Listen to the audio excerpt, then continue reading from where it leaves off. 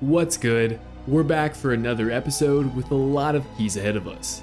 So focus up, it's part 13 on our road to Mythic Plus title.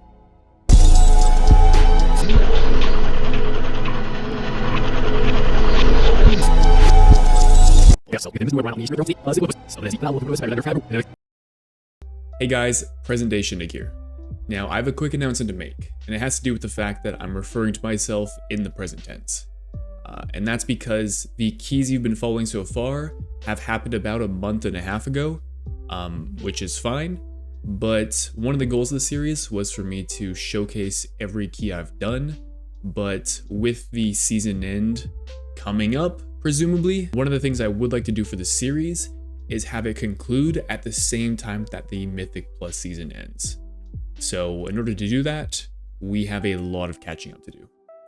So one of the things I'm going to implement going forward is I'm no longer going to cover every single key done. I did want to do this initially to paint sort of a full picture for what pushing to Mythic Plus title would be like, but given the time constraints with how far back in the series we are, I hope this makes sense. I do still plan to include bricked keys and things that go wrong, but just not to the same volume that actually happens. So that's it. I hope you enjoy the video. This week's affixes are Tyran, Entangling, and Bursting. This is a great set of affixes, which means this week is a push week. We've had 2 weeks to build on and get comfy with Outlaw, so now it's time to put it all together. Starting with a 27 AD, where after killing Razan, thankfully we play a normal sized pull for once. No triple or quadruple caster shenanigans. And since we have a monk, they can use their totem to bait the charges. Except it doesn't work and we all die. I'm not sure if the totem was too far, or maybe it never got in combat, but after this pull, the rest of the totem baits went fine, so all good, and while we have a few more deaths, we make a Tiasma with about 8.5 minutes left. Bro, what the... Make that 8 minutes, which is plenty of time, but things go awry pretty quick. The DH is going to get one shot during the Soul Rend cast, followed by our mage eating a spider, and then myself. I tried to split the needle and got my ankles broken. So unfortunately we brick, but we're back a bit later, this time queuing up my own keystone for a 26 fall with Skarn and Ziskarn. It feels like it's been a while since I last showcased this fight, but we're jumping to the second boss where our healer eats an orb and goes down. We had to use our battle res on the first boss, so we don't have one available, and without it, we can't finish this fight. So we run it back, and on the first set of debuffs, we dispel the hunter in the slow section. Now, I've played with DPS before that, in this situation, would blame the healer for not dispelling them quickly enough. In this case, we had established a dispel order ahead of time, so this could have been avoided if the healer dispelled them quicker, but, and in defense of the healer, I don't think Ziskarn here left enough room for that dispel to happen. It might be a different story in a more coordinated group, but this is not that. So we wipe once more, and I make the call to give it one more attempt. Fall is one of the only dungeons that you can afford to have 2 full wipes in and still beat the timer. Wait a sec. Did I say 2 full wipes? Make that 2.5, because while we don't wipe, we catch 5 more deaths to a double dragon pull after our tank goes down. We end up getting to Ridicron with just over 6 minutes remaining. It'll be tight, but maybe we can pull it off. But then our hunter dies in the first group soak through darkness. And while we B-res them back up, they take it at not an ideal time. This was another weird case of healer fault versus DPS fault. The hunter was not stoked that the healer didn't hit them with an external for the soak, like Cocoon for example. Which makes sense, hunters are notoriously squishy, but again, it's this weird gray area, where if that isn't communicated in advance, I imagine most healers would assume you have some way to survive on your own. So I don't know, comment below what you think. But after expending our second battle res, I'm going to die during the next Ursurge. Now, I could have fainted here or used health pot, but this phase is a bit weird. I don't really know when I need to use defensives, because as Outlaw, I can effectively feint every single Earth Surge tick, but then I do no damage, and we're in the phase for much longer. But if I don't feint at all, I might just die. So I'm having to do this weird balancing act, deciding which ticks I should feint on versus which I shouldn't. Add to the fact that feint is on the global, and sometimes I just get GCD locked. Anyways, after depleting the fall, we jump into a 27 AD with a double rogue comp for a change. This group features some sick names as well, with Mortal Cringe, Dunktown, and Squirt Master. And all I'll say about this run is that I don't know why more people don't play double rogue, because we slam this key, nearly hitting the 2 chest. Afterwards, we brick a few more keys, but nothing super noteworthy. The next timed run we do is a 26 fall, where I end up playing Assassination because of our comp. I think playing a 2-minute class makes more sense with an AUG in the group, and it's infinitely better than Outlaw for the final boss's burn. But at this point, I'm kind of rusty with the spec. And while we time the dungeon, cruising through the last boss I should add, our overall damage is definitely not great. I did die a couple times, but at this point, I think it's safe to say we are a full-blown Outlaw Rogue. And after timing that fall, we're going to deplete a bunch of keys. And not for a lack of trying. I don't know, Tyrant is brutal. Just many deaths to bosses, especially in fall. It felt like half the keys I ran this week were just depleted Galakron's fall runs. Luckily, however, for our final key of the week, we get bailed out with a banger group. I queue into a 4-stack and we time a 27 Galakron's fall, only a minute off the 2 chest, pushing our rating to 3475. The next day is a Tuesday, so it's the weekly reset and we're hit with a new set of affixes. This time around, it's Fortified, Volcanic, and Spiteful, which is another great set of affixes. And I start off the week with another Galakron's Fall. This time, however, it's a 28, and while we rack up 10 deaths over the course of the key, we're on pace and trigger the burn phase with about a minute remaining. Now, something I've been considering for some time is if I should be porting out and changing specs for the boss. I've seen a lot of rogues go sub single target solely for this fight, because Outlaw does not do much in the burn. And we see that punishes us here. Since it was fortified, I thought I could get away with it, and to be honest, I might have if the mage had better lined up their cooldowns, but this key would be a benchmark for me, because from here on out, going forward, I would always plan to swap specs. Afterwards, I link up with a few friends to run a 27 Atal, but I've already done this key on Fortified, so timing it doesn't get us any more rating. And as it would turn out, we don't run a whole lot of keys this week. I end up running and depleting no more than 2 or 3 more keys before landing in a 28 Blackrook, with a double warrior comp, which I thought may have been slightly questionable, especially since with a prop pally tank, we have negative stops. But as it turns out, I'm worried for nothing, because you don't need stops if you can just tank everything.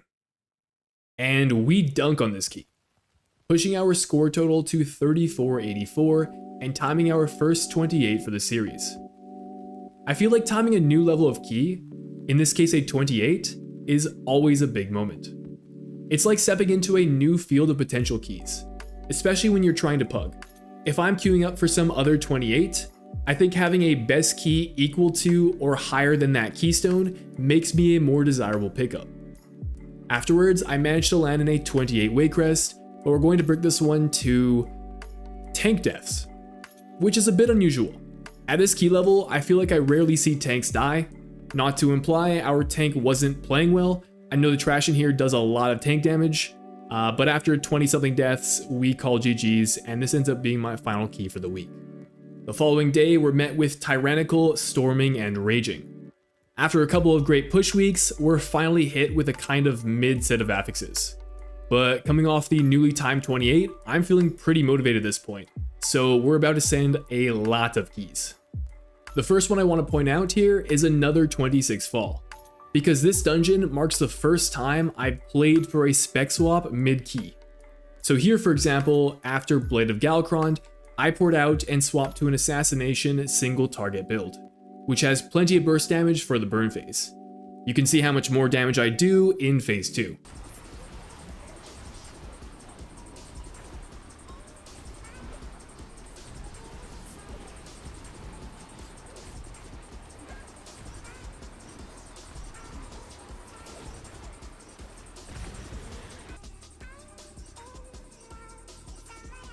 Bro, that's the diff right there. Holy shit. Phase 2 dam. 26 mil. Later in the week then, I end up in another fall. This time it's a 27.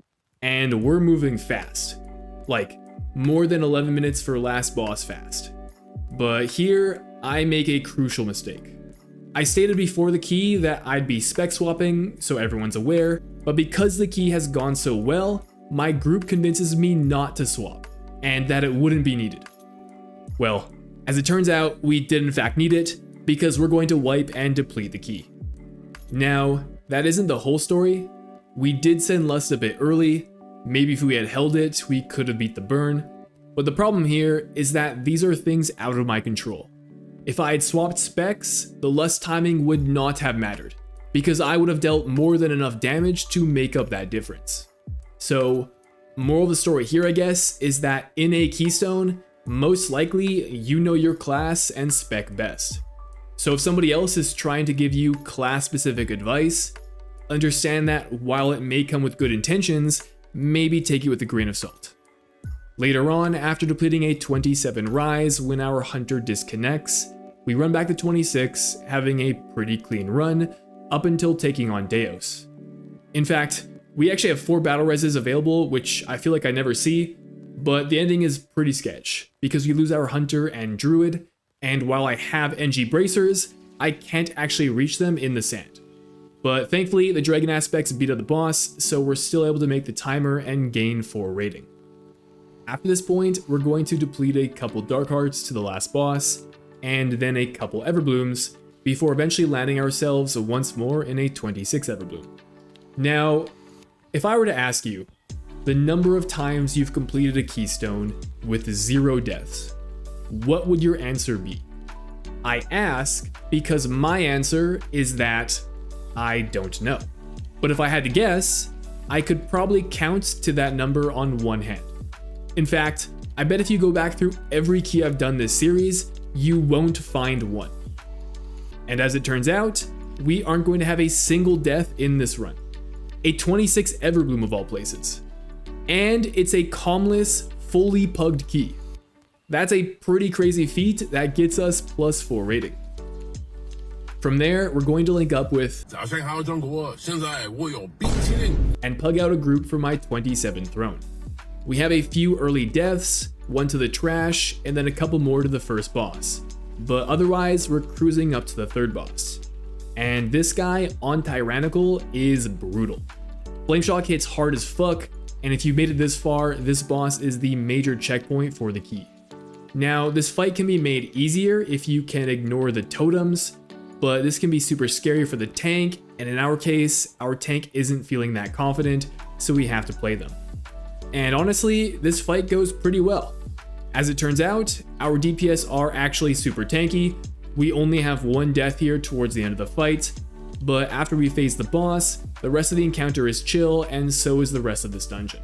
Meaning we time the key and gain 11 score, entering the 3500s. This was another big milestone that we hit not too long after timing our first 28. But it doesn't stop there. At this point, title cutoff had been pushed up more than 70 points from the previous episode, sitting now at around 3575. And so we kept the momentum going, deciding to run one of the other guys' keys with a 27 Waycrest. This is a scary dungeon to run without a mage for the second boss. But who needs a mage when you have some of the tankiest DPS classes in the game? We smack Soulbound Goliath, only to then immediately butt pull Ral and wipe. Apart from this, however, we are blasting and cruise through the rest of the dungeon. We did end up being short on count, but we had plenty of time to backtrack and kill a few soul essences, netting ourselves another 4 IO. That's going to be our final key for the evening, but because we played so well together, we exchanged battle nets and we're back the following day for a 28 rise. But then on the first boss, we have a double dispel. I'm not sure if somebody immune something, but the 2 dispels take out our shaman and ret. Thankfully the shaman can onk and we B-res the ret, but then later we lose our shaman once more during the group soak. And this time we no longer have a means to get them back up. So we're going to die and run back to 27. And this run goes much better, with only 1 death going into Deos. But then this happens. So we go again, when the tank is going to snipe the shaman and I with a frontal. We get back up and get an orb set way out of position. Thankfully, I recognize this and stand in it so we don't get double orbed. But then a little later, we lose our pally to infinite corruption, so I go on a hike to battle res them back up. When an orb then spawns on me, I stand in it for a sec before I realize our shaman is in the other one, and while we don't overlap orb hits, on the next infinite corruption, we lose our shaman and I run a full marathon to get back to the boss. We do eventually get the shaman back up and kill the boss. And I think past shindigs summarizes it pretty well. Holy shit. Yo, I made some highlight reel plays there, oh my fucking god. None of those plays didn't involve doing damage, but bro, I was like on the other side of the world. Resing people, soaking orbs, oh my god. Holy cow. And that was it for the day, but we queue it back with most of the crew later in the week for a 28 Atal Dazar. As per usual, we're going to start the key, go left and die, but the losses are minimal, and after taking out the priestess, we head to Razan, where our tank and healer are going to eat a fear, then the shaman gets eaten, and then the tank is going to die and we wipe. We don't have enough time, so GG's is called, and we turn to run my 28 fall. And like most fall runs, we're going to jump to the final boss. Or, well, not before I port out to respec, except my port is on cooldown, so I need to hearth instead. Which would have been a lot worse if we didn't have a warlock that could summon me back. All good, we engage the boss, but then during what would have been either the last or second last Ursurge, our healer is and we slowly rot out. So what went wrong? Well, immediately, you might notice that I am not doing a lot of damage, which, considering I swapped to a single target spec, is a little strange. Maybe I'm just washed playing Sin, but that seems like a bad explanation considering it was my rating spec at the time. So if anything, I should be pretty comfortable with the single target build and rotation. The second thing here is that I was getting blasted by Ursurge. It would take me down to like 20% every 5 seconds. When compared to Outlaw, Sin is much more fragile, but I didn't expect it to be quite this extreme. I even checked my talents mid-pull, and I then see I'm playing Cheat Death. So, quite literally, I'm playing my raid build, which is a problem. Elusiveness does a lot of work on this fight. I'm missing 20% DR every time I use Feint or Evasion. This was a pretty big mistake, but even then, I doubt elusiveness would have been the difference between us wiping and killing this boss, especially since we likely had another Ursurge phase still to go. And so, this fight got me thinking, what can I play that does better single target damage than Sin, is more tanky than Sin, and has better burst damage than Outlaw for the burn? The answer is Subtlety. At the time, Sub is by far and away the best single target DPS spec in the game. It's also a lot more tanky than Sin, with better defensive talents, and a much higher emphasis placed on gearing versatility. The only reason I wasn't playing it at the time, or in raid for that matter, was because my gear was better suited for assassination. Also, I wasn't fully comfortable with the sub rotation using Vanish CDR. So after this key, I made it a goal to both plan to gear out a set for sub, and to learn how to play the spec optimally. But we'll come back to this another time, because we decided to run a 28 Black Rook hold. On the first pull, we're going to have a couple deaths as I get double soul blasted. Raging this key can be kinda rough. But after this, we slam through the key. There are a couple weird moments, with our shaman dying after we kill Smashbite, and then I go down to an invisible swirly, but we take out Dentalian next 3 minutes under the timer, gaining a further 3 score. That's our final key this session, but we end up sending a couple more sets of keys before the weekly reset, including a set of back-to-back-to-back 28 Ataldazar depletes. Did you know you can jump out of Yasma's boss arena? Because I did not, and once you're out, you can't get back in. Much like these Atals, however, we aren't able to time anything further, and the week draws to an end. With it, we're going to conclude things here. We covered a lot of ground this episode, a whole 3 weeks worth of keys. And while I can't say for sure whether future videos will be similarly condensed, until we're caught back up with things, I'll be packing a lot more material into these upcoming episodes. Also, if you've stuck it out to this point, I do have an announcement to make. I've decided to add memberships to the channel. If you'd like to support me further, you can join for $3 Canadian per month. I live in Canada, so I'll leave it to you to do the conversion. But regardless of whether you join as a member, I'm genuinely grateful for all the support received so far, and to be in a position that I can share this journey of mine with you all. So, until next time, thanks for watching.